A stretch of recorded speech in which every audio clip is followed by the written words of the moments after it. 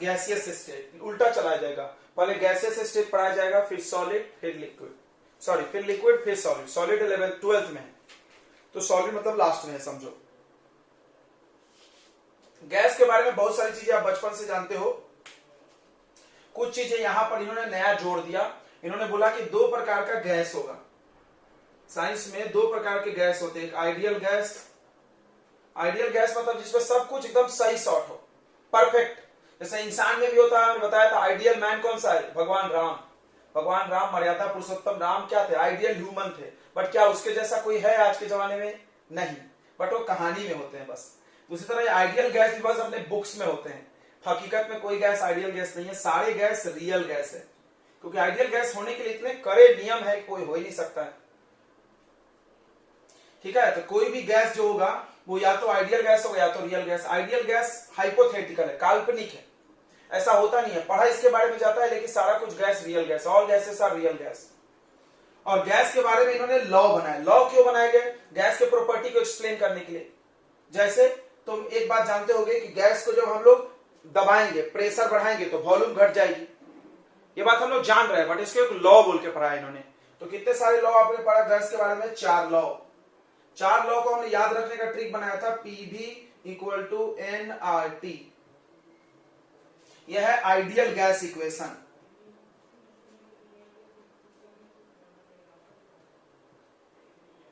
Ideal gas equation PV = nRT, ठीक है। अब इसमें P प्रेशर है, V वॉल्यूम है, N नंबर ऑफ मोल्स है। N क्या है? Number of moles. R है गैस कांस्टेंट, ध्यान सुनो रे, सबका मीनिंग पता है ना? T टेम्परेचर, N मोल्स है और R क्या है? Gas constant. अब इसी में से चारों लॉ सिखाया जाएगा। देखो इधर, सबसे पहला लॉ है एवोगाड्रो लॉ। सबसे पहला बच्चों एवोगाड्रो लॉ। अब कैसे याद रखना है? देखो, एक V का रिलेशन लेना, एक P का लेना, बहुत आसान ट्रिक बताएंगे। देखो, तो पहला V से चालू करना। एवोगाड्रो ने बोला था कि volume of a gas is directly proportional to number of moles. ये देखो वॉल्यूम, अब देखो इधर ध्यान से, जब वॉल्यूम और मोल में रिलेशन ले रहे हैं हम लोग, तो बाकी सबको कांस्टेंट रखेंगे, यानी एक साथ दो ही चीज को वेरी करते हैं। तो कोई बात पता होगा साइंस में, ओम्स लॉ देखो, V proportional to I, R को कांस्टेंट माने। फिर अगली बार आपको पढ़ाया था I प्रोपोर्शनल टू R, तो V को कांस्टेंट मानते हैं। तो एक साथ दो ही लोग की बात की जाती है। तो V प्रोपोर्शनल टू N होगा, तो PRT सब कांस्टेंट। R तो पहले से कांस्टेंट है, R का नाम ही है गैस कांस्टेंट। R क्या है? गैस कांस्टेंट, गैस लॉ का कांस्टेंट है। इसका वैल्यू भी फिक्स है, 8.314 जूल पर केल्विन पर मोल। एक और वैल्यू है 0.0821, यूनिट बस अलग है, लीटर ATM पर केल्विन पर मोल। तो यहां लीटर ATM है, यहां जूल है, बस इतना ही फर्क है। ठीक है, हमने बना के बताया था कैसे आया, ठीक है। जिसको समझना है वो पीछे का लेक्चर नंबर 3 देखेगा, ठीक है। इधर ध्यान दे, तो एवोगाड्रो लॉ ये है V प्रोपोर्शनल टू N। तो इसमें क्या क्या कांस्टेंट है बच्चों? प्रेशर और टेम्परेचर को कांस्टेंट रखो। यानी ये लॉ ने क्या बोला कि volume of gas directly proportional to number of moles, यानी अगर मोल्स की संख्या बढ़ाते जाओगे तो गैस का वॉल्यूम भी बढ़ता जाएगा। सीधी बात है, सीधी बात है। अगर मेरे पास 10 मोल है, 10 मोल है ऑक्सीजन गैस का, मोल समझता है ना सबको? क्या होता है mole? Mass by molecular mass, weight by molecular weight. Mole तो सब लोग समझता है। मोल में केमिकल्स का अमाउंट को नापा जाता है, it is the SI unit of amount of substance. Mole क्या है? SI unit of amount of substance. Chemistry में जितने भी सब्सटेंस है उसको नापने का तरीका क्या है? मोल। मोल निकलता कैसे है? किसी भी चीज का मोल निकालना है तो उसके वेट को उसके मॉलिक्यूलर वेट से क्या कर दो? डिवाइड। वेट मतलब ग्राम में जो दिया रहता है, मॉलिक्यूलर वेट तो तुम जानते हो ना, मास को प्लस करके निकालते हैं, उसको डिवाइड करेंगे तो क्या निकल जाएगा? मोल।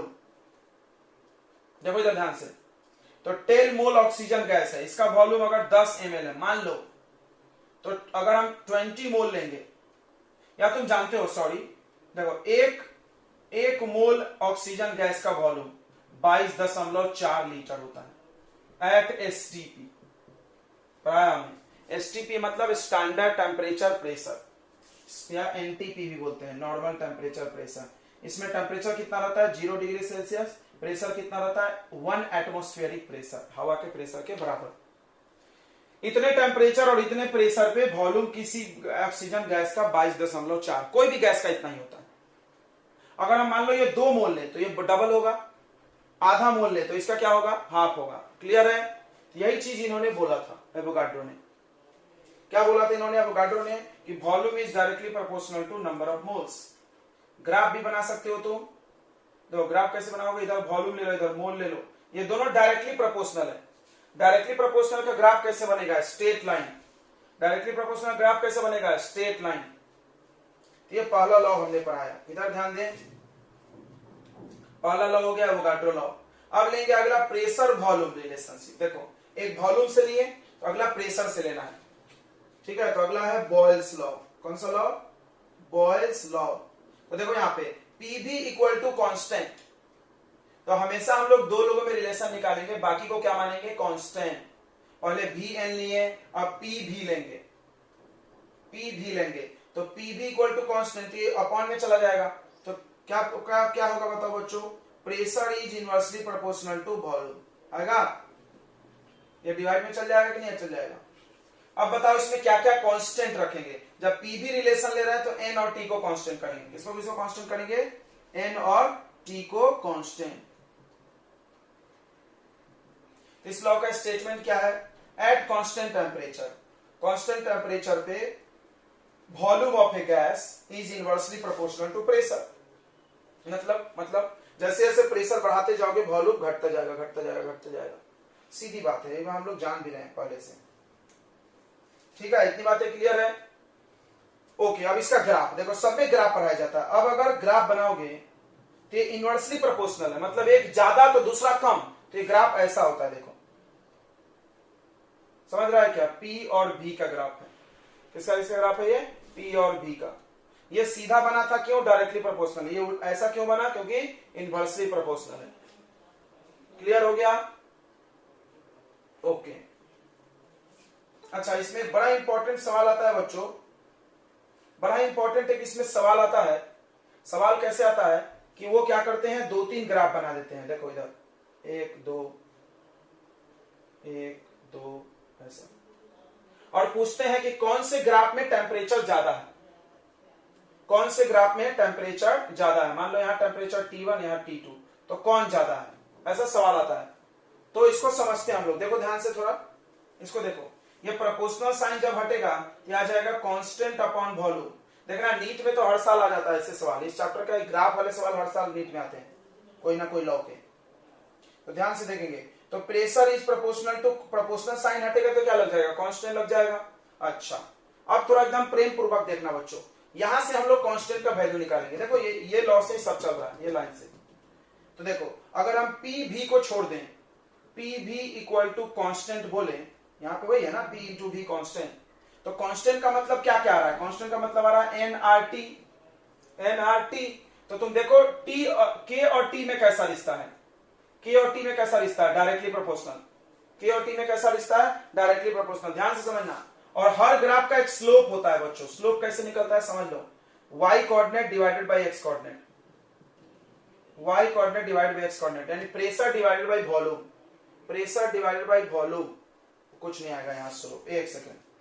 तो देखो यहाँ के ग्राफ का स्लोप नहीं निकालेंगे हम लोग, क्योंकि ये टेढ़ा है ना ऐसा। तो यहां पर याद रखो, देखो के ही स्लोप है, ग्राफ का स्लोप क्या है याद रहेगा, के। ग्राफ का स्लोप क्या है, के। तो अब देखो जिसका टेम्परेचर ज्यादा होगा उसका स्लोप ज्यादा होगा, मतलब के ज्यादा होगा। तो देखो किसका, समझो तुम बताओ किसके लिए स्लोप ज्यादा है, इसके लिए, ये ऊपर है ना, तो ये टेम्परेचर ज्यादा है, T1 ज्यादा है किससे, T2। अच्छा, ये समझने में दिक्कत होती है तो सामने वाले ने कैसा ग्राफ बनाना चालू किया, देखना थोड़ा ध्यान से। अगर मान लो हम इसको ऐसे लिखे, P इंटू के टाइम्स ऑफ 1/v, ऐसे लिख सकते क्या। तो अब P और 1/v में ग्राफ बनाओ। ओ ये बड़ा अच्छा है, P और 1/v में ग्राफ बनाओ, P और 1/v। तो अब देखो ये लीनियर इक्वेशन हो गया। देखो समझना, पहले उन्होंने P और v में बनाया तो अपॉन में है। अच्छा, P को देखिए और पूरा 1/v को देखिए एक साथ, तो कैसे प्रोपोर्शनल है, डायरेक्ट है। तो ग्राफ कैसा बनेगा, स्ट्रेट लाइन। ग्राफ कैसा बनेगा, स्ट्रेट लाइन। अच्छा, और इस ग्राफ का स्लोप देखना, इस ग्राफ का स्लोप कैसे निकलेगा, स्लोप मतलब ये झुकाव, स्लोप tan थीटा।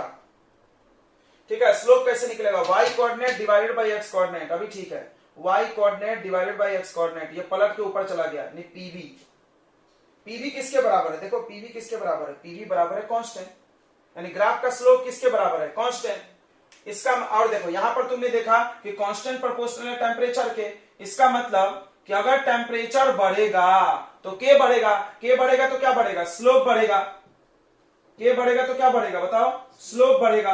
अब सवाल आया पेपर में, देखो ये नीट का सवाल, कौन सा टेम्परेचर ज्यादा है, तो तुम देखो किसका स्लोप ज्यादा है, इसका देखो ये स्लोप है, इसका ये स्लोप है, किसका स्लोप ज्यादा, T2 का, T2 का स्लोप ज्यादा तो T2 का टेम्परेचर भी ज्यादा। फिर से एक बार देख लिया जाए इसको, फिर से एक बार देख लिया जाए, देखो ये इक्वेशन है Pv इक्वल टू nRT, ध्यान से समझना, बहुत इंपॉर्टेंट सिखा रहे हैं, Pv इक्वल टू nRT, तो बस तुम पूरा चैप्टर छोड़ के ये सब पढ़ लो जो हम पढ़ा रहे हैं, उसी से क्वेश्चन आ जाएंगे तुम्हारे। Pv इक्वल टू nRT, ध्यान समझना, Pv इक्वल टू nRT, हमारे लॉ में ये दो यूज हो गया, तो ये सबको कांस्टेंट रखा जाएगा बराबर, यानी इसी को k बोला जा रहा है, इसको क्या बोला जा रहा है, k का वैल्यू किसके बराबर है, nRT के, ओके। इसका मतलब k और t का रिश्ता कैसा है, डायरेक्टली प्रोपोर्शनल।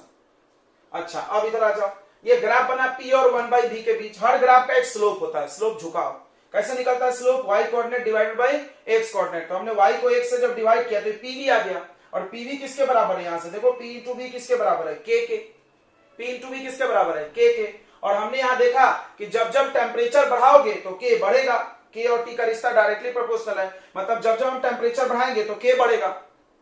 अब हमने दो ग्राफ बना दिया T1 T2, तुम खुद देख लो, जिसका स्लोप ज्यादा उसका टेम्परेचर ज्यादा, जिसका स्लोप ज्यादा उसका टेम्परेचर ज्यादा, तो हम आराम से बता देंगे ये टेम्परेचर हाई है, ये टेम्परेचर लो है। क्लियर हो गया क्यों बच्चों, क्लियर हो गया क्यों ज्यादा, क्योंकि ज्यादा एंगल ज्यादा टेम्परेचर, वो सब बातें यहाँ पे प्रूफ से लिखा हुआ है।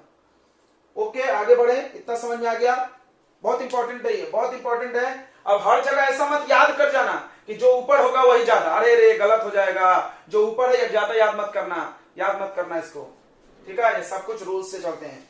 चलिए अगले लॉ में देखना ये गड़बड़ हो जाएगा, चलो मिटा दें क्या इसको, नोट कर लिए ना, चलिए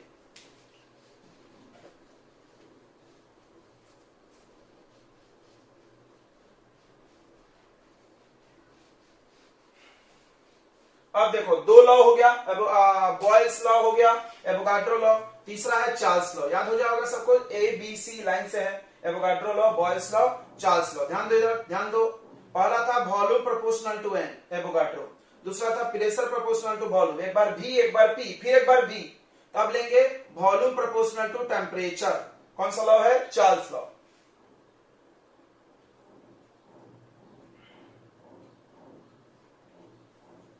क्या बोलता है चार्ल्स लॉ, बताइए, चार्ल्स लॉ बोलता है कि volume of a gas is directly proportional to absolute temperature, मतलब टेम्परेचर केल्विन में रखना, याद रखना, एब्सोल्यूट टेम्परेचर का मतलब टेम्परेचर इन केल्विन।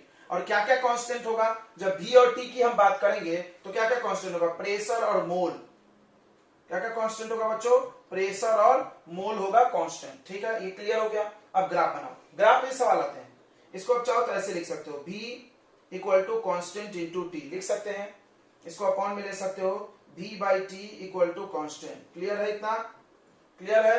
अब चलिए ग्राफ बनाते हैं फटाफट फटाफट, चलिए इधर ले लेंगे वॉल्यूम, इधर ले लेंगे टेम्परेचर, ये बना दिए ग्राफ।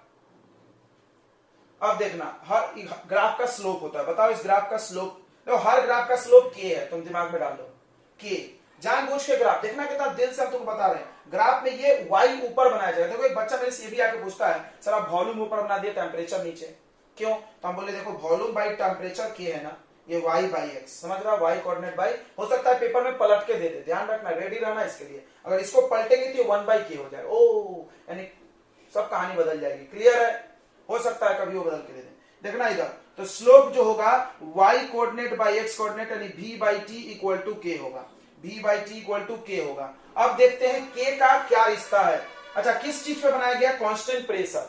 अब सवाल इसमें प्रेशर का आएगा, देखो ये P1 है, ये P2 है, ये P1 ये P2, किसी को भी P1।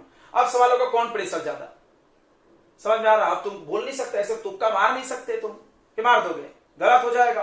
तो चलो देखते हैं कहां से आया है पूरी कहानी, यहां से आई है भाई, ये देखना एक एक चीज हम समझा रहे हैं, दिल से देखना इसको, Pv इक्वल टू nRT। अब हम लोग V और T को छोड़ देंगे, चलिए v बाई टी को निकाल लो अलग, v बाई टी को, ठीक है। v by T equal to क्या बचेगा, nr अपॉन p बचेगा। और इसी को क्या बोला गया, कांस्टेंट। इसी को क्या बोला गया, कांस्टेंट। ओ यानी nr अपॉन p को ही कांस्टेंट बोला गया यहां पे। तो बताओ अब p और k का रिश्ता कैसा है, k और p का रिश्ता कैसा है, इनवर्सली प्रोपोर्शनल। इसका मतलब देखो यहां पे, इसका मतलब ये चीज देख लो आप और ये सोचो कि अगर ग्राफ का स्लोप बढ़ा, याद कर जाओ स्लोप यानी के, स्लोप यानी के। अगर ग्राफ का स्लोप बढ़ा मतलब के बढ़ा, के बढ़ेगा तो प्रेशर क्या होगा, कम। ओ यानी इन दोनों में जिसका स्लोप कम होगा वो प्रेशर ज्यादा होगा। क्लियर हो गया। तो ये प्रेशर हाई है, P1 ज्यादा है P2 से।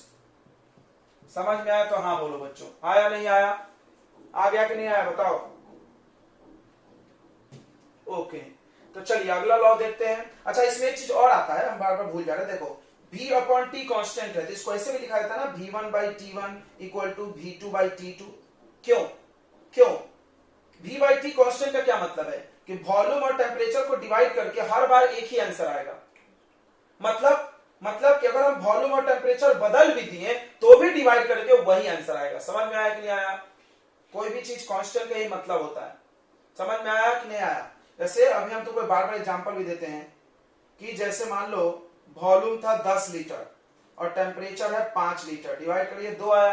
अच्छा वॉल्यूम को कर दीजिए आप, वॉल्यूम को आप बढ़ाएंगे तो टेम्परेचर भी बढ़ेगा, मतलब टेम्परेचर बढ़ाएंगे तो वॉल्यूम बढ़ेगा। इसको 10 कर दीजिए तो ये 20 लीटर हो गया, दोनों चेंज हो गया। देखो ये v1 t1 और v2 t2 डिवाइड करें तो सेम आ रहा है ना। तो कोई भी चीज अगर डिवाइड करके मल्टीप्लाई करके कांस्टेंट हो, इसका मतलब उसको हम चेंज भी कर देंगे तो भी वैल्यू क्या रहेगा, आपस में इक्वल ही रहेगा। चलो तो ये चार्ल्स लॉ हो गया। उसके बाद हम लोग आ रहे थे कौन से लॉ पे बच्चों, A B C, Gay-Lussac law, right. अगला कौन सा लॉ है, गेल-लुसाक लॉ। ध्यान से देखना बच्चों, इतना ही पढ़ाएंगे आपको। अगला है गेल-लुसाक लॉ।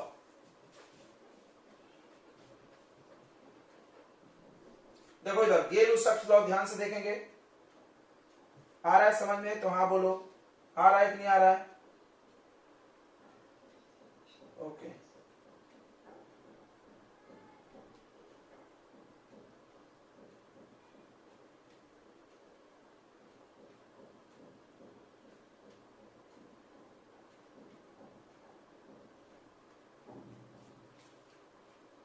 चलो इधर ध्यान दें। तो अगला देखो गेल-लुसाक लॉ, फिर से हम ये इक्वेशन लिखेंगे पीवी इक्वल टू एनआरटी। देखो ये पहला लॉ है, याद करा दिया होगा हमने, नहीं क्या। ये फर्स्ट लॉ है, ये सेकंड लॉ है ए बी, और अगला ये सी हो गया। अगला कौन सा बचा, देखो पहले वॉल्यूम फिर प्रेशर फिर वॉल्यूम फिर अगले बार प्रेशर, याद हो गया है। चौथा लॉ गेल-लुसाक लॉ, क्या बोला गेल-लुसाक लॉ में, pressure of a gas is directly proportional to temperature. Pressure is directly proportional to temperature. तो क्या क्या कांस्टेंट रखेंगे, वॉल्यूम और मोल। क्या क्या कांस्टेंट रहेंगे यार, कांस्टेंट, वॉल्यूम एंड मोल। चलो फिर यहां से वैसे आएगा pressure is equal to constant upon into time, फिर ये डिवाइड हो जाएगा pressure by time equal to constant. फिर इसको तुम चाहो तो ऐसा लिख सकते हो P1 by T1 equal to P2 by T2। याद हो गया होगा सब चीजें। फिर हम लोग ग्राफ बनाएंगे, तो यही किया ही गया है तुम्हारे साथ। ऊपर P लेंगे y एक्सिस पे, नीचे T लेंगे, ऐसे 2 लाइन खींच देंगे और हम पूछेंगे कौन वॉल्यूम ज्यादा कौन वॉल्यूम ज्यादा, ऐसे बनाएंगे हम, पूछेंगे। ठीक है तो चलो चेक करते हैं वॉल्यूम का रिश्ता K के साथ क्या है, क्योंकि इस ग्राफ का स्लोप किसके बराबर, यही तो स्लोप है। देखो P बाई T क्या है, स्लोप, यही स्लोप है ना भाई, यही स्लोप लिख दिया करो ना, बार बार हम लिखते हैं दिस इज स्लोप। तो स्लोप का रिश्ता क्या है वॉल्यूम के साथ, तो देखो इससे पूरा निकलेगा P भी इक्वल टू nRT। आप P और T को अपॉन में ले लो, P बाई T दिख रहा है ना, और इज इक्वल टू सबको इधर भेज दो, nRT अपॉन V। इसी को K माना गया, यानी K और वॉल्यूम का रिश्ता कैसा है, जल्दी बताओ, इनवर्सली प्रोपोर्शनल। कैसा है, इनवर्सली प्रोपोर्शनल। मतलब कि अगर वॉल्यूम ज्यादा होगा, अगर स्लोप ज्यादा होगा तो वॉल्यूम क्या होना पड़ेगा, कम। बस हो गया, ये स्लोप कम है तो वॉल्यूम ज्यादा, यानी V2 is greater than V1। खत्म। बोलो समझा नहीं समझा, सब लोग बताएगा, समझ में आया नहीं आया। हमने कल डाल्टन का लॉ पढ़ा दिया था क्या बच्चों, डाल्टन का लॉ पूरा पढ़ा दिए थे। डाल्टन का लॉ हमने पढ़ाया था क्या? देखो तो ये डाल्टन का लॉ है, total pressure is equal to, अच्छा खैर आ रहा है धीरे धीरे, चलो ये क्लियर हो गया। तो ये 4 गैस के लॉ हैं। इसके बाद 3 लॉ को मिला दिया गया और बनाया गया एक ideal gas equation ABC। 3 law, कौन कौन law? ABC, A for Avogadro, B for Boyle's law और C फॉर चार्ल्स लॉ। इसके तीनों लॉ को मिला दें। देखो तो पहला एवोगाड्रो लॉ क्या था, याद हो गया होगा तो, वॉल्यूम प्रोपोर्शनल टू मोल, याद हुआ नहीं भाई? B के बाद P की बारी आएगा, P प्रोपोर्शनल टू 1/B, फिर V की बारी आएगी, ठीक है। तो इसको हम लोग थोड़ा घुमा के लिख रहे हैं, वॉल्यूम एक तरफ, तो अगर P प्रोपोर्शनल टू 1/B है तो क्या हम इसको ऐसा लिख सकते हैं, V प्रोपोर्शनल टू 1/P, बिल्कुल, वॉल्यूम एक साइड। अच्छा, इसमें था volume proportional to temperature, right. तीनों को मिला दिया गया, तीनों को मिला दिया गया क्योंकि सब में वॉल्यूम कॉमन है, इक्वेशन LHS सेम है तो RHS को मिला दो, तो वॉल्यूम प्रोपोर्शनल टू NT/P हो गया। ये दोनों ऊपर है, नीचे है। अब इसको इधर मल्टीप्लाई कर दो, PV इधर मल्टीप्लाई करो, क्या आएगा, PV प्रोपोर्शनल टू NT। अब यहाँ पे कांस्टेंट लगाएंगे, तो यहीं पर कांस्टेंट लगाया गया बच्चों R, गैस कांस्टेंट। R को क्या बोल दिया गया, गैस कांस्टेंट। इसका वैल्यू हर गैस के लिए सेम होता है, इसलिए इसको यूनिवर्सल गैस कांस्टेंट भी बोलते हैं। इसको सीधे में ऐसे लिख के याद किया था, NRT, अच्छा रहता है। This is ideal gas equation. जो भी आइडियल गैस है उस पे ये लॉ हमेशा वैलिड होता है। ठीक है बच्चों, इतना समझ में आ गया?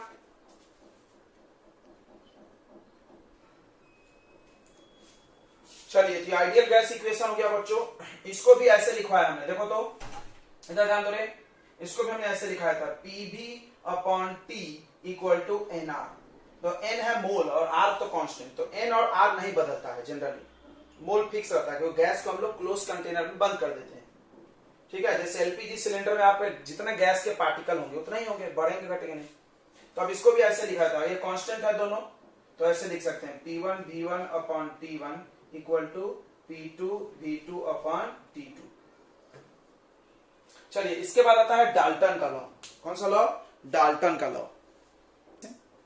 तो डाल्टन का लॉ बड़ा जबरदस्त था। उन्होंने क्या बोला कि अगर तुम्हारे पास ढेर सारे गैस का मिक्सचर है और एक कंटेनर में बंद कर दिए, बहुत सारे गैस है, एक कंटेनर ले लो, उसमें ढेर सारे गैस बंद कर दो, तो हर गैस थोड़ा थोड़ा कंटेनर पर प्रेशर लगाएगा ना।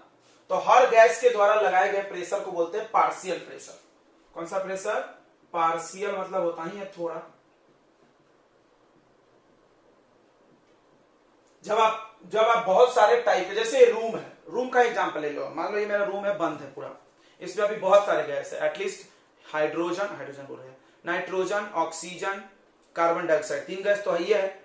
तीनों गैस मिलकर इस रूम के दीवार पे क्या लगा रही है? प्रेशर लगा रही है ना भाई। हवा का प्रेशर कितना है? 1 लाख पास्कल है, बताए थे हम लोग उसको 1 ATM बोलते हैं, बट वो 1 लाख है पास्कल में।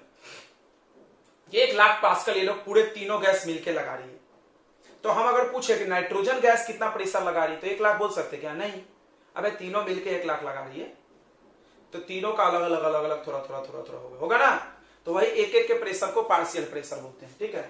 तो इसने, डाल्टन ने क्या बोला था कि जब बहुत सारे गैस और वो गैस आपस में रिएक्शन नहीं करना चाहिए, ये बोला इन्होंने।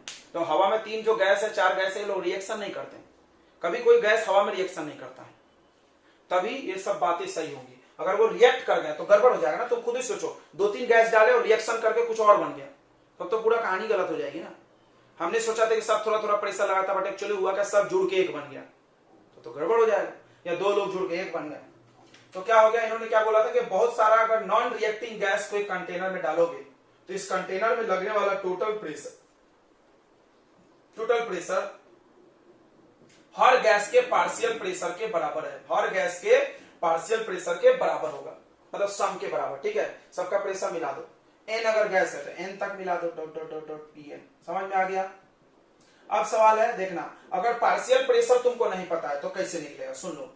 पार्शियल प्रेशर निकालने के लिए, अगर मान लो किसी ने बोला पार्शियल प्रेशर निकालो, तो पार्शियल प्रेशर निकालने के लिए total pressure multiply mole fraction of that gas करना पड़ेगा। मोल फ्रैक्शन क्या होता है? नाम को ध्यान सुनो, मोल फ्रैक्शन। मोल मतलब mole, weight by molecular weight, अब फ्रैक्शन यानी डिवाइड। मोल फ्रैक्शन क्या होता है? मोल फ्रैक्शन ऑफ 1 चाहिए तो ऊपर ले लेंगे मोल ऑफ 1 डिवाइडेड बाय जितने लोग हैं, 1 + 2। प्रोबेबिलिटी जैसा दिखेगा तुमको, बराबर। समझ में आ रहा है? देखो दो लोग अगर मान लो दो ही है, अभी तो तीन है, खैर तीन है तो तीनों लेना पड़ेगा प्लस N3। मान लो दो गैस है, कंटेनर में कितने गैस है? दो। तो मोल फ्रैक्शन कितना होगा? Mole fraction of one, first gas, first gas का मोल फ्रैक्शन चाहिए तो ऊपर रखो मोल ऑफ फर्स्ट गैस। इसका हमने क्वेश्चन कराए थे क्या बच्चों? देखो थोड़ा कॉपी में, इसके कराए थे क्या? कराए हैं, हाँ, अपॉन में टोटल मोल, ठीक है। अब बताओ ये टोटल प्रेशर कहां से निकलेगा? तो याद रखना टोटल प्रेशर निकालने के लिए, टोटल प्रेशर तो इस फॉर्मूले से निकाल सकते हो, PV equal to nRT, nRT, PV equal to nRT. तो देखो तो इसका हमने क्वेश्चन कराया है क्या? ये नहीं, ये मोल फ्रैक्शन एक और था, कराया है क्या? जल्दी हाँ बोलो, कराया है कि नहीं कराया? जल्दी बोलो।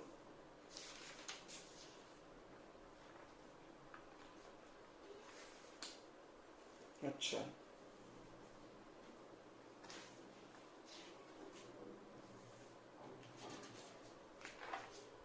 तो टोटल प्रेशर आएगा आइडियल गैस इक्वेशन से, याद रखो। और पार्शियल प्रेशर कैसे निकल के आएगा? पार्शियल प्रेशर ये फॉर्मूले से, total pressure into mole fraction, ठीक है। ये टोटल निकालने का हम तरीका बता देंगे, ओके। फिर अगर दूसरे गैस का पार्शियल प्रेशर पूछेगा तो total pressure into mole fraction of दूसरा गैस। समझ में आ गया? जिसका पार्शियल प्रेशर, तो समझ गया होगा आपको ये लॉ। ये लॉ से क्या फायदा हुआ? इस लॉ से आप पार्शियल प्रेशर निकाल सकते हो, मतलब अगर इस रूम में 4 गैस है तो हर गैस कितना कितना प्रेशर लगाए निकाल सकते हो। कितना अच्छा है। नहीं तो तुम ऐसे बोलो तो निकाल के दिखाओ, नहीं निकाल सकते। टोटल निकाल सकते हो। कैसे? बैरोमीटर लाएंगे, हवा का दबाव नापता है, वो लाएंगे, नाप के वो बता देगा कितना प्रेशर है। लेकिन तुम ये नहीं कर सकते कि एक एक कितना लगा रहा है। एक एक के लिए तुमको इस लॉ की जरूरत पड़ेगी ही पड़ेगी, ठीक है। पार्शियल प्रेशर जिसको हम लोग बोल रहे हैं, ठीक है बच्चों। उसके बाद हमने बताया था कि अगर गैस में मॉइस्चर है, नमी है, तो पानी का वेपर भी, देखो इस रूम में ना वाटर वेपर भी, हम लोग इसको काउंट नहीं किए। पानी का भाप है कि नहीं है? वो भी है भाई, और वो भी गैस है, वो भी प्रेशर लगा रहा है। तो अगर आपसे सिर्फ गैस का प्रेशर पूछा जाए, प्रेशर ऑफ ड्राई गैस, तो आपको क्या करना है?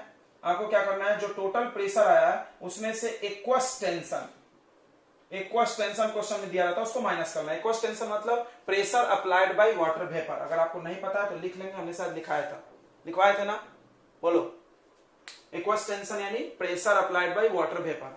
वाटर वेपर ने जितना प्रेशर लगाया, हो सकता है तुम इसको इधर पढ़े होगे प्लस में, हो सकता है तुम इसको इधर पढ़ोगे प्लस में, बात तो वही है। हमको ड्राई गैस का प्रेशर चाहिए, तो हम क्या करेंगे? टोटल प्रेशर जो आएगा उसमें से एक्वस टेंशन को क्या कर देंगे बच्चों? माइनस कर देंगे। बोलो, समझ में आया नहीं आया? बोलो बच्चों, क्या हो गया रे, बोल नहीं रहे? ओके, इसके भी क्वेश्चन करवाया होगा हमने, एक करवाए ना? हाँ करवाए हैं भाई, देखो ध्यान से। आधा करके छोड़ दिया था, हमने बोला था आगे कर दीजिए। चलिए, तो इसके बाद आता है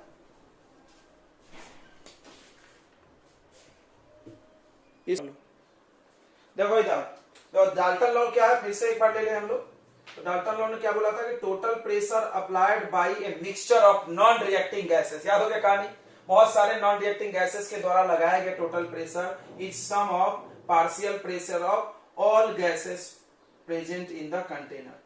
मतलब कंटेनर में जितने भी गैस है सबके पार्शियल प्रेशर लगा। मान लेते हैं हम लोग कि कंटेनर में 3 गैस है, हो सकता है आपको 2 गैस से पढ़ाया प्रूफ, 2 से भी चलता है, 2 3 जितना गैस लेना है ले लो। मान लो कंटेनर में 3 गैस है, P1 P2 P3, ठीक है। हर गैस का पार्शियल प्रेशर P1 पहले गैस का पार्शियल प्रेशर, P2 दूसरे गैस का पार्शियल प्रेशर, P3 तीसरे गैस का पार्शियल प्रेशर, और टोटल को प्लस कर दिया तो तीनों का टोटल आ जाएगा। अब देखना, अब हम लोग पार्शियल प्रेशर हर गैस का अलग अलग निकालते हैं। पार्शियल प्रेशर ऑफ P1 का partial pressure, P1 partial pressure कितना होगा? तो P1 इक्वल टू आ जाएगा, आइडियल गैस इक्वेशन लगा दो, PV इक्वल टू nRT। क्या लगा दो? PV equal to nRT। तो P1 V equal to N1 into RT। कोई बोला क्यों सर, यहाँ 1 लगा, यहाँ लगा, यहाँ नहीं लगा, तो उसकी भी कहानी सुनाते हैं। देखो ये कंटेनर है बराबर, इसी कंटेनर में तीनों गैस भरा हुआ है, सही है। तो गैस के केस में बच्चों बार बार ये चीज हम सिखाते होंगे कि गैस का वॉल्यूम उस डब्बे के वॉल्यूम के बराबर माना जाता है जिसमें वो रखा हुआ है। सिंपल। गैस के बारे में तुम सुनोगे ना अनफिक्स वॉल्यूम, इसका क्या मतलब है कि जिस डब्बे में डालोगे उसी का वॉल्यूम लेंगे हम। 1 लीटर के डब्बे में डाल दो, गैस का वॉल्यूम 1 लीटर। 5 लीटर के डब्बे में डाल दो, गैस का वॉल्यूम 5 लीटर। क्लियर है? तो अब देखो P1 वाला गैस भी इसी डब्बे में है तो उसका भी वॉल्यूम इस कंटेनर के बराबर। P2 वाला गैस भी इसी कंटेनर में है तो उसका भी वॉल्यूम V के बराबर। मान लो इस पूरे डब्बे का वॉल्यूम कितना है, V समझता है ना, 5 लीटर 10 लीटर जो भी हो। अच्छा N मतलब पार्टिकल की संख्या, मोल कण पार्टिकल। तो ये तो इक्वल नहीं होगा ना, हो सकता है एक गैस के ज्यादा पार्टिकल हो, मोल हो, और दूसरा गैस का कम मोल हो सकता है ना। वो R गैस कांस्टेंट है, सबके लिए सेम रहता, और टेम्परेचर तो सेम ही होगा, पूरा कंटेनर एक ही है तो सेम टेम्परेचर सारे गैस का होगा। क्लियर हो गया? तो हाँ बोलो। इसी कंटेनर में 3 गैस घूम रहे हैं, P1 वाले, P2 वाले, P3 वाले, इसलिए P1 V N1 RT पढ़ाया हमने, लग रहा है मेरे को। P1 equal to N1 RT by V, ऐसा आ जाएगा। अब P2 निकालो, P2 सिमिलरली P2 निकालोगे, यहीं से देख के बताओ क्या आएगा। N2 आएगा, मोल अलग, दूसरे गैस का मोल N2, R सेम रहेगा सब गैस के लिए, टेम्परेचर कंटेनर में एक है तो सेम, इसी कंटेनर में रखे हैं तो वॉल्यूम V। अगर डब्बा बदल दे तो वॉल्यूम बदलेगा भाई, क्योंकि गैस का वॉल्यूम, लिख लो जिसको नहीं पता है, गैस का वॉल्यूम कंटेनर के वॉल्यूम के इक्वल। ठीक है, P3 कितना आएगा बताओ, N3 RT बाई V आएगा।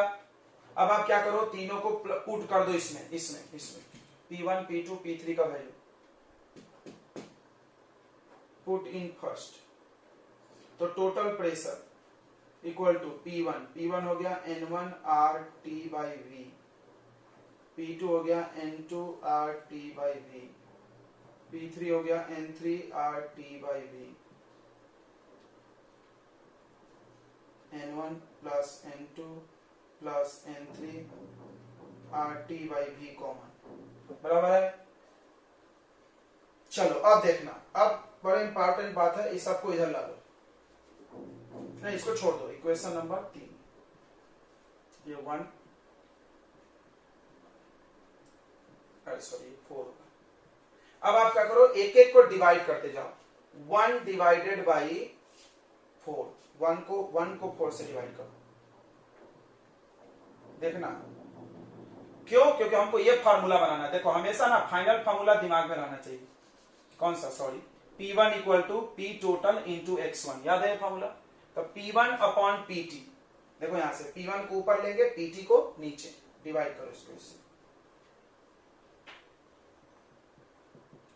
तो P1 आ जाएगा NRT by V divided by, इसको नीचे N1 plus N2 plus N3 RT by V। अब थोड़ा सोचो ये क्या है, सोचो ये क्या है।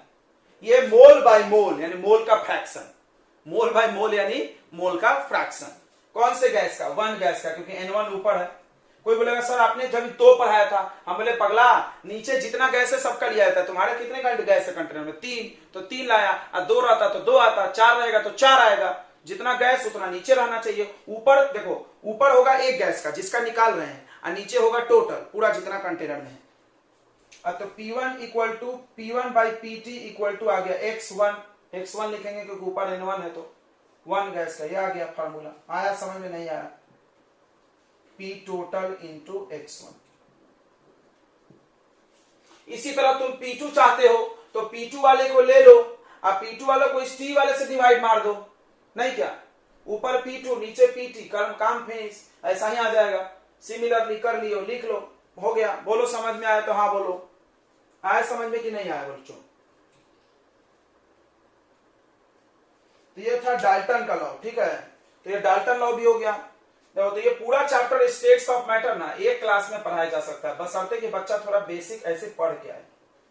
देखो तुम पहली बार पढ़ लियो, दूसरी बार हम पूरा चैप्टर 1 घंटे में पढ़ा सकते हैं, 2 घंटे में, कोई बड़ी बात नहीं है। लेकिन थोड़ा एक बार पढ़ना पड़ता है पहली बार।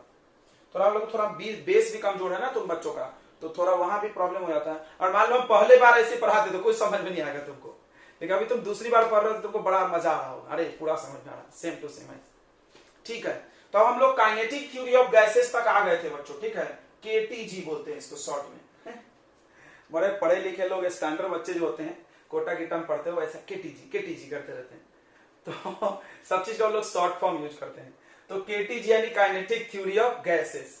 क्या बोलता है ये थ्योरी? गैस के बारे में इन्होंने बहुत सारी बातें बोली थी, सारी बात हम लोग जान रहे हैं। पता है, दो बात एक यूनिक है, वो हम लोग याद रखेंगे, उसका हमको बड़ा काम है। तो पहला बात ये केटीजी बोल के फंस गया था, इसने बोल दिया था कि गैस के पार्टिकल्स के बीच में कोई फोर्स नहीं होता है, ideal gas. This is true only for ideal gas, not for real gas. Real gas के लिए पूरा सही नहीं है, कुछ कुछ चीजें गलत हो जाएगी। तो इसने बोला था कि गैस के पार्टिकल के बीच में कोई फोर्स नहीं रहना चाहिए। ये वाला पॉइंट आप पकड़ के रखो, आगे काम आएगा। और इसने एक चीज बोला था कि गैस के पार्टिकल को रखने में कोई वॉल्यूम नहीं लगती है। फिर से, जैसे एक कंटेनर है, इसमें गैस रखे हुए हैं, तो जितना कंटेनर का वॉल्यूम है वही वॉल्यूम ऑफ गैस माना जाता है। पार्टिकल के वॉल्यूम को नेग्लिजिबल माना जाता है। मतलब इसको ऐसे समझाया जाता है, मान लो ये पूरे पार्टिकल को इस कोने में इकट्ठा कर दिया ऐसे, ये तो तुम मान लो कि ये पूरा पार्टिकल को इकट्ठा करके भी ये कोई जगह पे नहीं आएंगे। ओ, मतलब इस पार्टिकल को रखने में कोई जगह नहीं लगती है, ये बोलने लोग बोल रहे हैं। समझ में आ गया? ये वॉल्यूम लगा है, अगर तुम हकीकत में सोचोगे तो लगा है, लेकिन ये लोग बोलते हैं आइडियल गैस वाले कि नहीं होना चाहिए। ये वॉल्यूम भी कितना मान लो तुम, जीरो मान लो, जीरो है, कोई वॉल्यूम नहीं लगेगी उसको इकट्ठा करके भी अगर तुम रखोगे तो, जबकि ये सब बातें प्रैक्टिकली संभव नहीं है। तो सोच के देखो भाई, ये बात समझ रहे क्यों ऐसा इन्होंने दुहाई क्या दी है? इन्होंने बोली कि इतना, देखो इनके बीच का जो दूरी है, इंटरमॉलिक्यूलर स्पेस बहुत ज्यादा होता है और साइज बहुत कम। देखो दूरी बहुत ज्यादा, साइज बहुत कम, तो दूर दूर होते हैं और साइज बहुत कम होते हैं, तो हम मान लेते हैं इनका कोई साइज ही नहीं है। मान लेते हैं इनका कोई साइज ही नहीं है। ओके, बाकी सब बातें नॉर्मल बोली थी इन्होंने। नॉर्मल क्या क्या? तो गैस के हैं? क्या बोल रहे हो?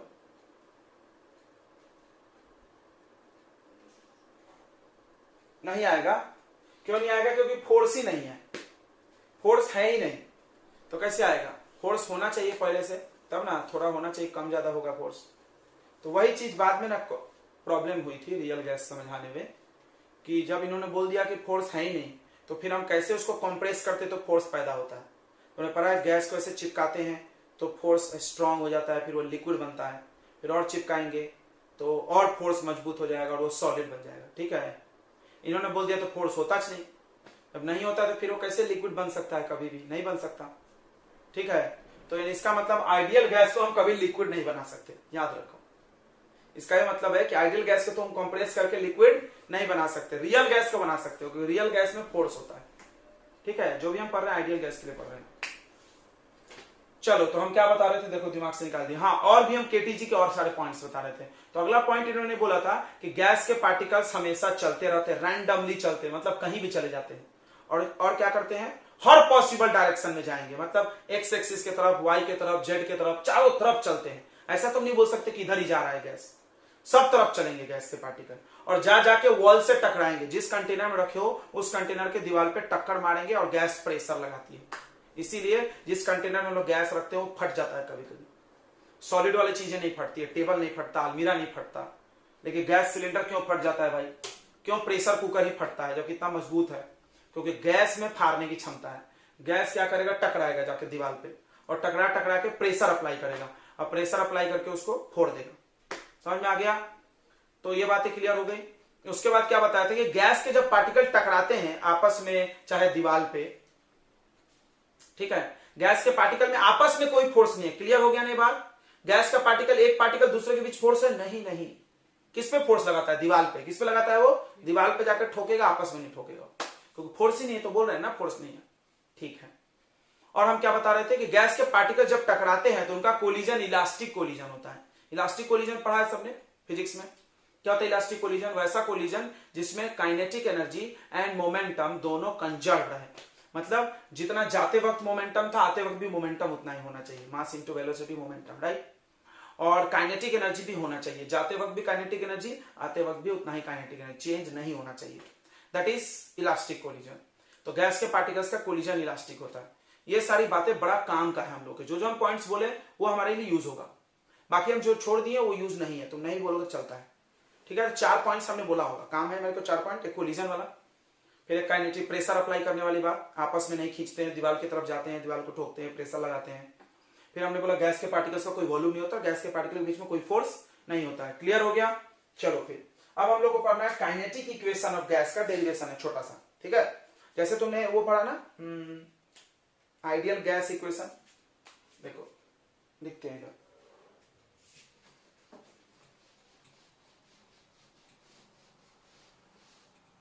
देखो बच्चों, तो आपने पढ़ा है आइडियल गैस इक्वेशन।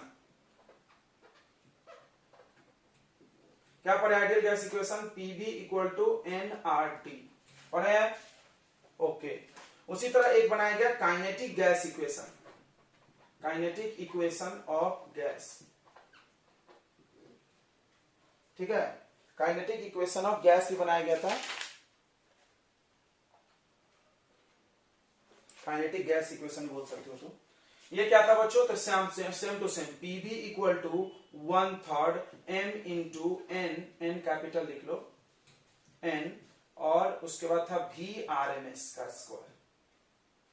देखो काइनेटिक एनर्जी लगभग ½ mv² होता है। ट्रिक समझो कैसे याद किया जाएगा। काइनेटिक इक्वेशन की काइनेटिक एनर्जी क्या होता है? बस तुम इतना ½ mv², वैसा है। आपको बोले सर n आ गया, तो जो तुम काइनेटिक एनर्जी पढ़ते हो ½ mv², वो एक व्यक्ति का होता है, एक पार्टिकल का, एक गोला, एक पार्टिकल चल रहा है। अगर 2 चलेगा तो डबल होगा, और 3 चलेगा तो 3 टाइम्स, और n पार्टिकल होंगे तो कितने से मल्टीप्लाई करना होगा? n से। आपको बोला सर 1/3 है, तो बोले भाई यहाँ काइनेटिक एनर्जी भी तो नहीं है, यहाँ प्रेशर वॉल्यूम है, बराबर है कि नहीं?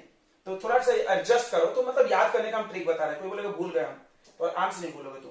देखो kinetic ideal gas equation PV equal to nRT, kinetic gas equation PV equal to nRT नहीं है, PV equal to 1/3 mnv, kinetic है इसलिए याद हो जाएगा। क्लियर हो गया है? हाँ बोलो क्लियर हो गया। तो इसका हम लोग प्रूफ पढ़ेंगे। जैसे इसका प्रूफ था क्या? नहीं था। इसको कैसे बनाया गया था? 3 लॉ मिलाए गए थे। कौन सा law? Avogadro law, Boyle's law, Charles law मिलाए गए थे, याद है? अभी बताए थे। अब इसका प्रूफ देखते हैं। देखो बच्चों ध्यान से, इस VRMS के बारे में आप पढ़ लो। अच्छा सबका मतलब बता दें। तो m होता है mass of 1 molecule of gas. Gas के एक मॉलिक्यूल का मास, ठीक है। n क्या है? n है बच्चों टोटल नंबर ऑफ पार्टिकल्स।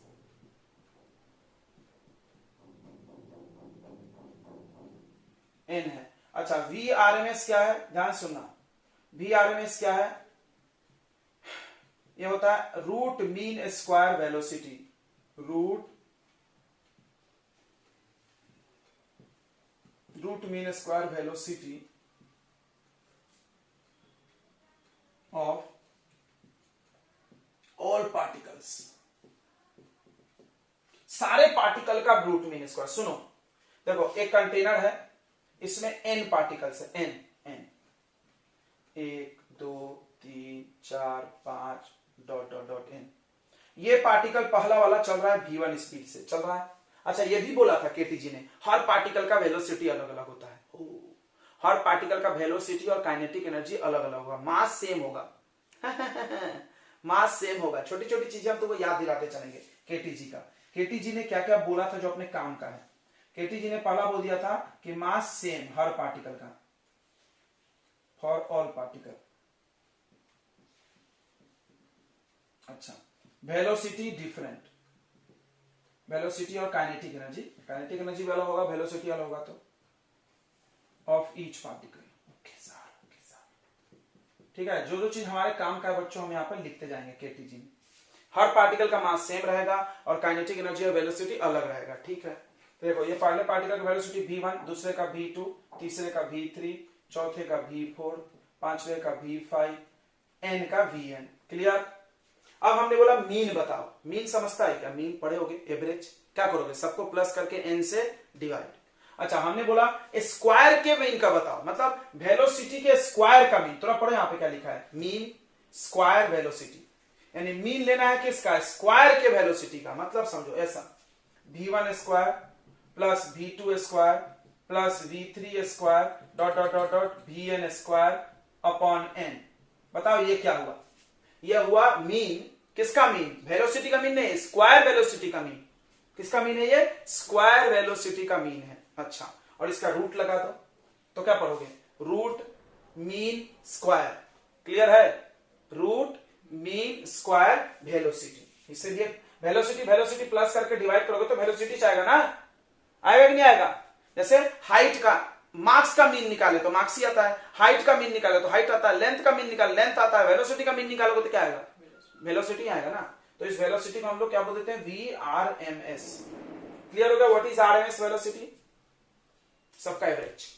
क्यों ऐसा किए, एक बार चलो सर ऐसा क्यों किए भाई, एक बात बताओ, हर पार्टिकल का वेलोसिटी अलग, तो हम किसकी बात करें, किसी की मत करो, सबका एवरेज ले लो, वही किए। थोड़ा नया तरीका दिख रहा होगा एवरेज लेने का, चलता है भाई। चलो क्लियर हो गया इतना, तो इसका हम लोग प्रूफ करेंगे, ये चीज दिमाग में होना चाहिए। अच्छा, यहाँ पर रूट नहीं लगाओगे तो यहाँ स्क्वायर लगेगा, क्लियर है ना, दोनों तरफ स्क्वायरिंग कर देंगे तो यहाँ स्क्वायर हो जाएगा, देखो क्योंकि यहाँ v स्क्वायर है।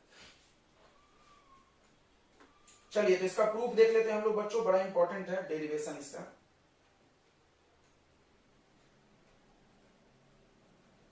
इतना आपने नोट कर लिया है क्या, नोट कर लो, मिटाएंगे हम इसको।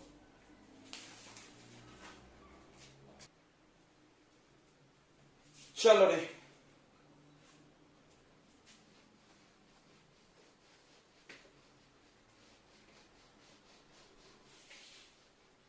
तो इस डेरिवेशन को करने के लिए फाइनल फॉर्मूला तो आपने देख लिया क्या लाना है। अब देखो, इस डेरिवेशन को करने के लिए हम एक कंटेनर मानेंगे। पूरा लॉ में क्या बताया गया, कंटेनर मानो, गैस का वॉल्यूम किसके बराबर होता है, कंटेनर के वॉल्यूम के।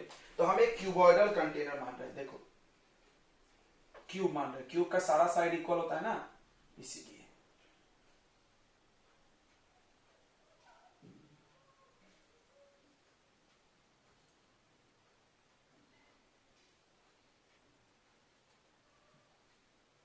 और ये 3 एक्सिस इसमें बना दो, 3D होता है कोई भी चीज, ये 3D है ना, क्यूब कैसा फिगर है 3D, ये एक्स एक्सिस, ये वाई एक्सिस और ये जेड एक्सिस।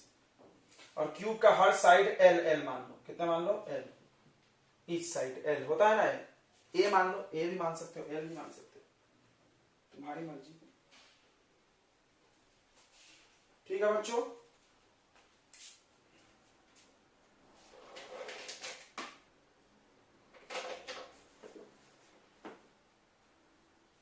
चलो आगे बढ़ते हैं। उसके बाद आप इस फेस को कंसीडर करो, ये जो सामने वाला फेस है, इसकी बात हम अभी थोड़ी देर करने वाले हैं। अच्छा, इसमें एक पार्टिकल मान लो, एक को हम लोग पढ़ेंगे, सबको पढ़ोगे माथा पागल हो जाएगा। यहां पर एक गैस का मॉलिक्यूल है जिसका मास m है, हर पार्टिकल का मास m है, हमने बताया था हर पार्टिकल का मास क्या है, सेम है m। और इसके अंदर टोटल n पार्टिकल्स है, कितने पार्टिकल्स है टोटल, n पार्टिकल्स। हम लोग एक पार्टिकल की बात बस करेंगे, देखो ये पार्टिकल इधर चल के जाएगा और इस दीवार से टकराएगा, टकराएगा ना जी, मान लो इसे टेढ़ा भी जा सकता है, जाएगा टकराएगा फिर वापस आएगा, यही होगा। हमें क्या बोला था, गैस के पार्टिकल जाते हैं दीवार पे टकराते रहते हैं चारों तरफ, हर दीवार पे टकराएगा, नीचे ऊपर दाएं बाएं सभी जगह, ठीक है, ऐसे होगा। तो इसको हम लोग यहां पे ड्रॉ कर रहे हैं, ध्यान देना। तो गैस का पार्टिकल ऐसे चल के जा रहा है, ऐसे, ये एक पार्टिकल है, m मास है, इसका ये स्पीड है v1, कितना स्पीड है v1, फर्स्ट पार्टिकल है तो v1 लिखे, ठीक है, दूसरा पार्टिकल का v2 v3। अब इसके 3 कंपोनेंट होंगे बच्चों, 3। जैसे तुमने देखा होगा फिजिक्स में, कोई भी चीज अगर एक्स एक्सिस के तरफ होना चाहिए, नहीं तो वाई के तरफ, नहीं तो जेड, और नहीं है तो इसके 3 टुकड़े किए जाते हैं। एक कंपोनेंट एक्स की तरफ आएगा, इसको हम बोल दिए v1x, v1 का x के तरफ vx1, v1x सही। उसके बाद एक y के तरफ कर लो, vx1 लिख लो, फिर vy1 और इधर vz1। क्लियर हो गया, 3 कंपोनेंट। मतलब इस वेलोसिटी के 3 टुकड़े हो गए। मतलब तुम ऐसा समझो कि m पार्टिकल x एक्सिस की तरफ भी जा रहा है, y की तरफ भी जा रहा है, z की तरफ भी जाएगा भी। देखो कैसे, तुम पोस्टुलेट में एक बात सुने थे, क्या वो बात था कि पार्टिकल्स हर पॉसिबल डायरेक्शन में जाता है। ऐसा तुम भेदभाव नहीं कर सकते सिर्फ x ही की तरफ जाएगा, x में भी जाएगा, y में भी जाएगा, z में भी जाएगा, तीनों की तरफ जाने की प्रोबेबिलिटी क्या होती है? इक्वल। ओके, तो 3 इसके वेलोसिटी के कंपोनेंट हो गए, ध्यान समझना बच्चों। ओके, अब ये दीवार है आपका, ये दीवार भी बना लो यहां पे।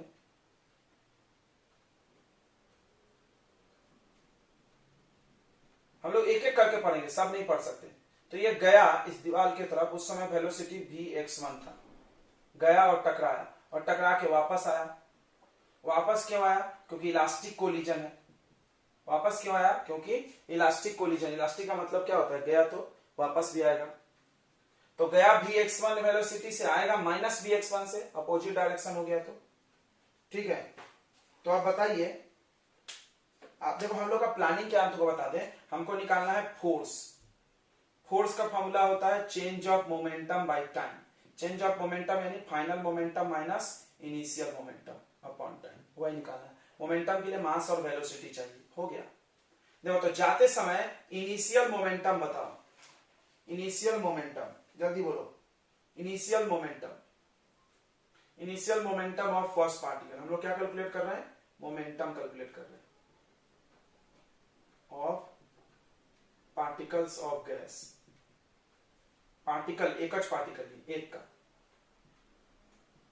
एक का समझ के सबके लिए कर लेंगे, 1 का, 2 का, 3 का। तो पहला पार्टिकल जब गया तो उस वक्त initial momentum, mass into velocity, initial देखो कितना है जाने का। आने का बताओ, फाइनल मोमेंटम, आने का momentum final minus M V x1। ये सेम क्यों माने? क्योंकि जिस वेलोसिटी से जाएगी उसी से आएगी, साइन बदल जाएगा डायरेक्शन की वजह से। अब किसी ने बोला चेंज इन मोमेंटम बताओ, चेंज डेल्टा पी।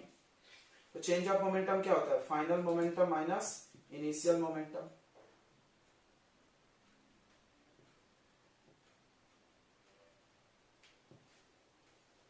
तो फाइनल मोमेंटम हो गया माइनस एम वी x1 और इनिशियल मोमेंटम हो गया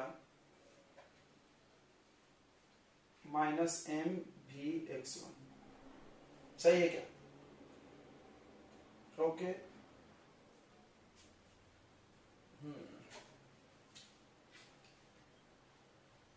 अब ये साइन हम लोग प्लस चाहते हैं, तो प्लस के लिए क्या करना होगा? इसको प्लस ले लो, इसको माइनस, सॉरी इसको माइनस ले लो, इसको प्लस ले सकते ना? क्यों ले सकते हैं? अब तुमको ज्यादा दिक्कत है तो पार्टिकल को इस तरफ भेज दो। देखो कैसे पार्टिकल, देखो कोई जरूरी थोड़ी कि इसी दीवार पे टकराएगी, इस पे भी टकरा सकती है, नहीं टकरा सकती है? बताओ। अरे कसम खाए हो, हमने क्या बोला था? हर जगह टकराएगी, हर वॉल पे टकराती है। और ये पार्टिकल इधर जाती थी, इधर जाती तो ये माइनस होता था, और आ रही थी तो ये क्या होता था? प्लस। चलो कोई बात नहीं, माइनस में आने दो, वेक्टर क्वांटिटी है, कौन सी बड़ी बात है? Minus 2m। इसका मैग्नीट्यूड ले लो बस, क्या ले लो? बस वैल्यू, साइन छोड़ दो, डायरेक्शन से हमको कोई मतलब नहीं, वैल्यू ले लिया, ठीक है? डायरेक्शन, माइनस साइन वेक्टर में क्या बताता है? Direction, opposite direction. अब बताइए, हमको फोर्स चाहिए। अच्छा, फोर्स के लिए टाइम भी चाहिए ना? चलो time taken for each collision. अब एक बात समझना बच्चों, बड़ा इंपॉर्टेंट है। देखो, जब पार्टिकल इस दीवार से टकराया और यहां गया, फिर आया, तो तुम बताओ कितना डिस्टेंस चला होगा? देखो हम दूसरे कलर के पेन से बताते हैं। तुम बता सकते हो कितना डिस्टेंस चला जाके और आके? नहीं बता सकते हो, हम बता सकते हैं। देखो यहां से यहां कितनी दूर गया हो? L, साइड L है ना, L ही गया होगा, उससे इससे ज्यादा तो नहीं जा सकता। अच्छा, आया कितना वापस? L, तो कितना डिस्टेंस बताइए बच्चों? तो टाइम इक्वल टू हो जाएगा distance by time equal to क्या हो जाएगा बच्चों, डिस्टेंस बाई स्पीड।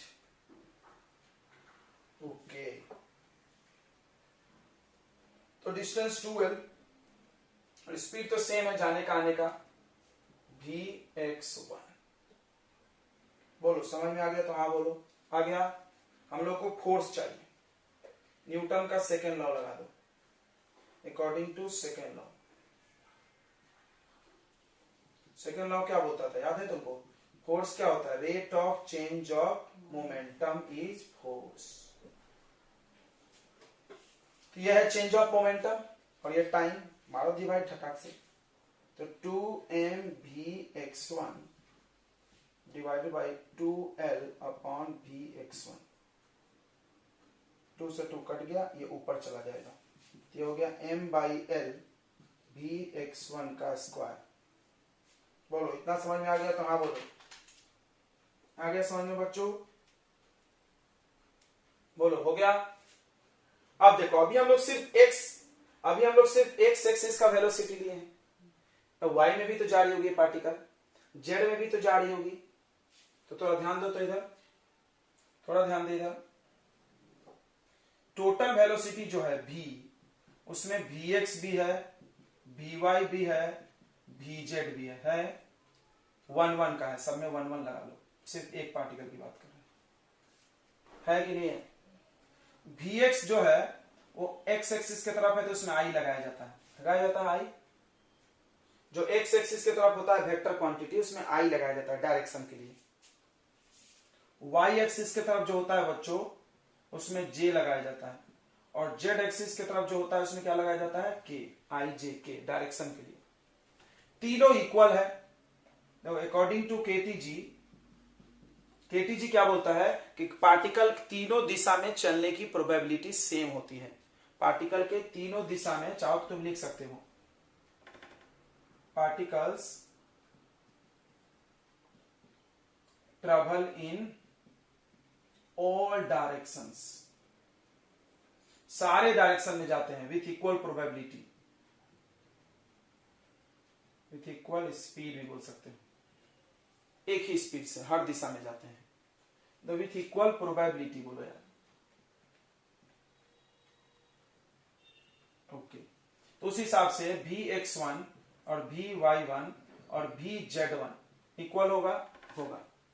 तो इसको हम क्या 3 बार लिख सकते हैं? ऐसा देखो तो 3 टाइम्स ऑफ vx1, बिल्कुल तीनों इक्वल है, तो vx1 3 बार लिखो। या फिर डिवाइड हो जाएगा v1/3, किसका वैल्यू आ जाएगा? vx1 का। बोलो इतना बोलो, समझ में आ गया? तो हाँ बोलो, आ गया बच्चों? इसको पुट कर दे यहां पर फोर्स में। फोर्स का फॉर्मूला कितना आया था? क्यों हम vx को हटा रहे हैं? क्योंकि ये सिर्फ x एक्सिस का वेलोसिटी, हमको टोटल चाहिए v1 फर्स्ट पार्टिकल का total velocity x y z मिला के।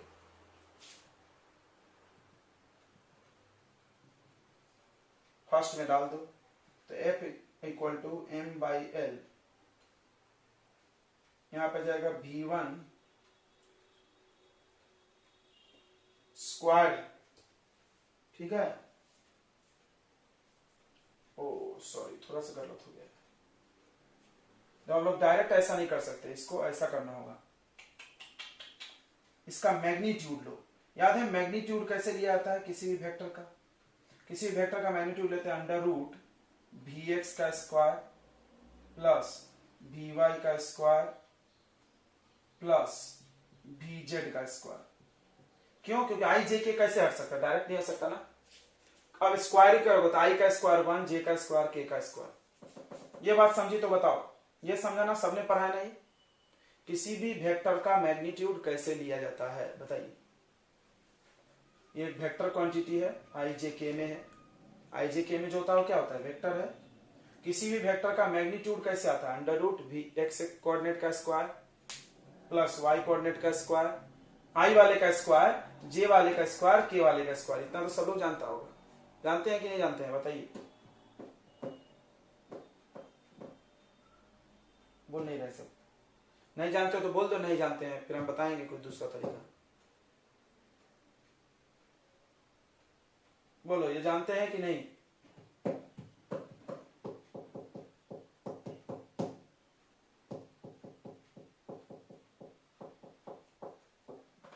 सब लोग जानता है ये, ठीक है। किसी भी वेक्टर का मैग्नीट्यूड अगर निकालना है तो Vx Vy का क्या करना होगा, स्क्वायर, जेड है तो जेड का भी करना होगा। इसको हम लोग ऐसे समझ भी सकते हैं बहुत आसानी से। देखो हम समझाते हैं थोड़ा सा, हम 2 का समझाएंगे, 3 का नहीं, क्योंकि 3D समझाना बड़ा मुश्किल होता है। यहां पर मान लो एक पॉइंट है x, y, सही है। जब इसका वेक्टर बनाओगे तो x में क्या लगाओगे, i। जब वेक्टर बनाएंगे तो x में i लगाएंगे और y में क्या लगाएंगे, j। ध्यान दे रहे, जब ध्यान दे, ये हो गया वेक्टर। अब इसको ऐसे जोड़ दो तो बताओ ये वैल्यू कितना है, ये वैल्यू होगा x और ये वैल्यू कितना है, y। अगर हम तुमसे पूछे ये कितना होगा तो पाइथागोरस से निकलेगा x square plus y square. वही चीज तो हम भी बोल रहे हैं कि किसी भी वेक्टर का अगर मैग्नीट्यूड चाहिए, ये हो गया वेक्टर r, देखो यहां से यहां तक r है, अगर r का मैग्नीट्यूड चाहिए तो x का स्क्वायर प्लस y का स्क्वायर करो, ठीक है।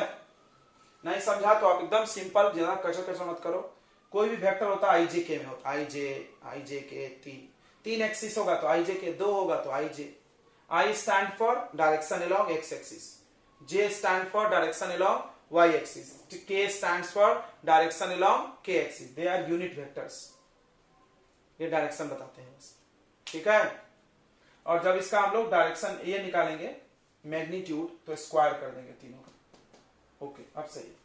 अब देखो ये तीनों इक्वल है तो तीनों को इक्वल भरोगे, तीनों को जब इक्वल भरोगे बच्चों क्या आ जाएगा, क्या under root 3 times of Vx1 square आएगा कि नहीं आएगा, आएगा ना भाई।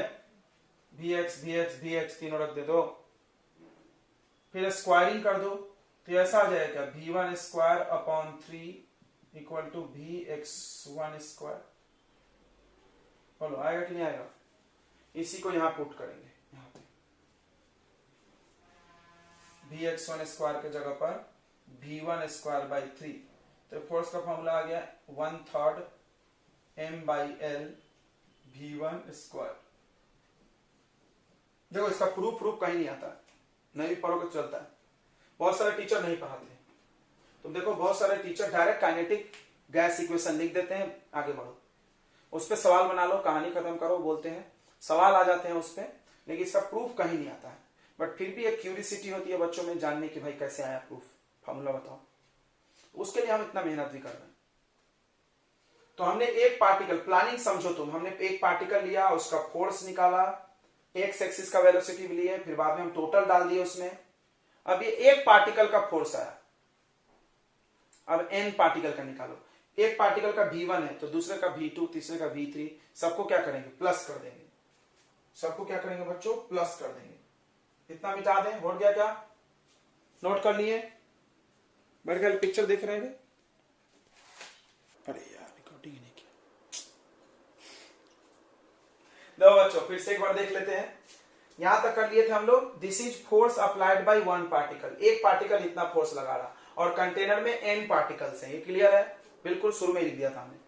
There are n particles in the container, force applied by n particle, सब पार्टिकल जाकर डुम डुम डुम डुम टकराएगा दीवार पे, सब मार रहा धराम धराम जाके दीवार को। तो देखो एक का फोर्स, दूसरे का वेलोसिटी, दूसरे का फोर्स, तीसरे का फोर्स, तो सब पार्टिकल का मास सेम है m, इसलिए सब में m दिख रहा है, और सब पार्टिकल l दूरी चल के जा रहा, because l is the distance length of the side. फिर भी टोटल फोर्स निकालने के लिए हम ये कॉमन ले लिए, ये इतना आ गया। इसको VRMS बनाना है तो n से डिवाइड, n से मल्टीप्लाई मार दिए, दिस इज VRMS का स्क्वायर, रूट नहीं है तो स्क्वायर लग जाएगा, बस खत्म। हमको तो प्रेशर चाहिए, PV, फाइनल फॉर्मूला याद है, PV में होता है, तो pressure equal to force by area. अच्छा एरिया, कोई भी फेस का एरिया लो, ये क्यूब है, क्यूब के हर फेस का एरिया L स्क्वायर होता है तो L स्क्वायर, फिर ये L नीचे ला लो तो L क्यूब, ये नीचे ला लो तो क्या हो जाएगा L क्यूब। अब L क्यूब वॉल्यूम होता है तो ये वॉल्यूम क्रॉस हुआ, खत्म, PV equal to 1/3 mn VRMS square. हो गया बच्चों, समझ में आ गया। This is kinetic gas equation, note कर लिया। बोलो बच्चों, ये क्वेश्चन बनाने के लिए सब कुछ रेडीमेड दिया हुआ है, टेम्परेचर दिया है, प्रेशर, मास, वॉल्यूम, मॉलिक्यूलर मास पूछा है, आइडियल गैस इक्वेशन रहेगा, बन जाएगा। लेकिन कोई डायरेक्ट डाल दिया, गलत हो जाएगा। कॉन्सेप्ट कहां है आप समझ लीजिए, आर का ये यूनिट है और ये वैल्यू, दो वैल्यू आर के। ये वैल्यू कब लगेगा, जब जूल पर केल्विन पर मोल हो, तो इस क्वेश्चन में कहीं जूल नहीं दिखेगा, जूल तो ऐसे भी नहीं दिखेगा। जूल का मतलब होता है, देखो, work equal to pressure into volume, formula है। तो जूल, वर्क का यूनिट क्या होता है, जूल। तो जूल इक्वल टू, याद कर सकते हो, तो जूल इक्वल टू होगा pascal into metre cube. Okay, यानी उस क्वेश्चन में अगर पास्कल कहीं दिखा, उस क्वेश्चन में मीटर क्यूब दिखा, तो हम लोग ये वाला वैल्यू यूज करेंगे।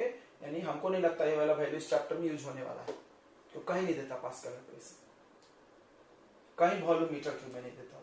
ठीक है, और अगर नहीं है तो अगर वॉल्यूम लीटर में है, जो कि है, प्रेशर एटीएम में होना चाहिए, नहीं है तो बनाओ, तो आप ये वॉल्यूम यूज करो।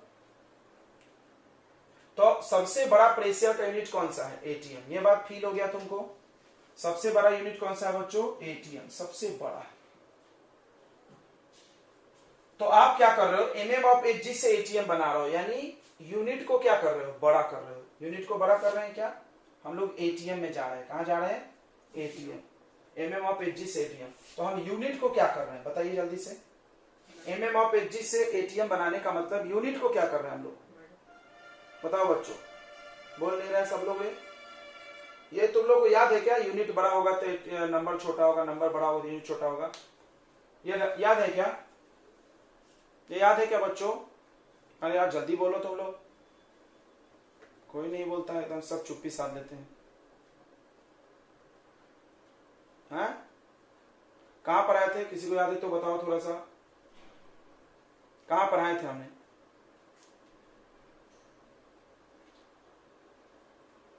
तो अगर आप नहीं याद रखोगे तो ऐसे कोई फायदा नहीं है, पढ़ के कोई मतलब नहीं होगा, पूरा आगे पार्ट पीछे से पार्ट वाला हाल हो जाएगा।